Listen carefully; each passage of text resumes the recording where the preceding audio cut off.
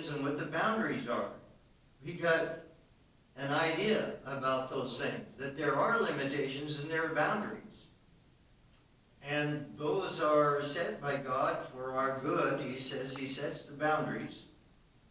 But then Ephesians says that God has no boundaries, and that he does greatly beyond all that we ask or think.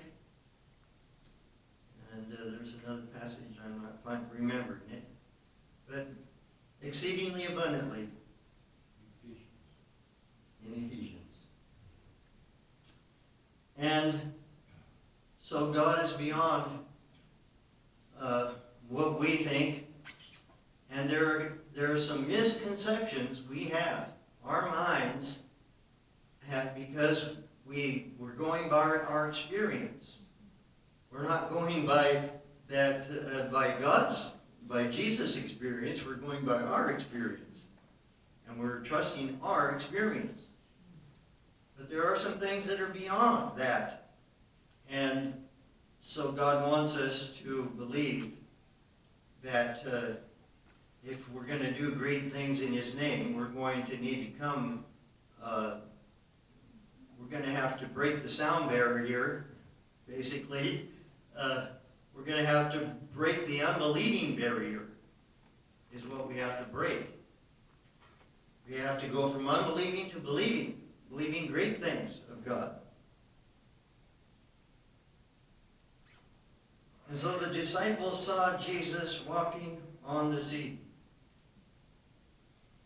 Even though the waves are stormy, maybe it's calm right where Jesus' feet are. And it reminds me of Elijah. When Elijah had gone to Mount Horeb, and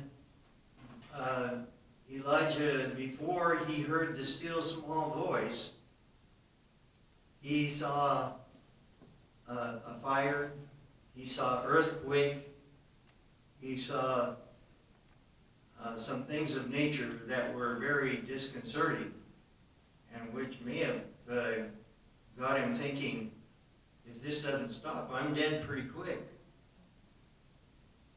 Then he heard God's still small voice. And so the disciples see him walking on the sea, and there's probably light in the darkness. There's probably something white coming to them. Otherwise, it's black out there.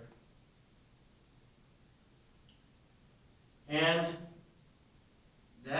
to see that itself, because they're already in a mode of dreadful things are happening. And so even to see Jesus is dreadful to them. They think he's a ghost. And they cried out for fear. And is it Hosea 5:15? In their affliction, they'll seek God early. When you're in trouble, you're in your foxhole, you'll be saying some prayers. God, if you'll get me out of this war, I'll be so diligent for you. They get out of the war, and they forget that they made that promise.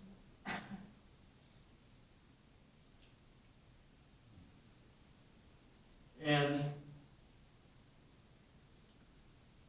27, straightway Jesus.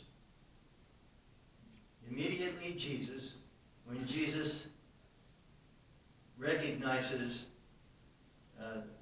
they're not happy to see me, they're afraid that I'm a ghost.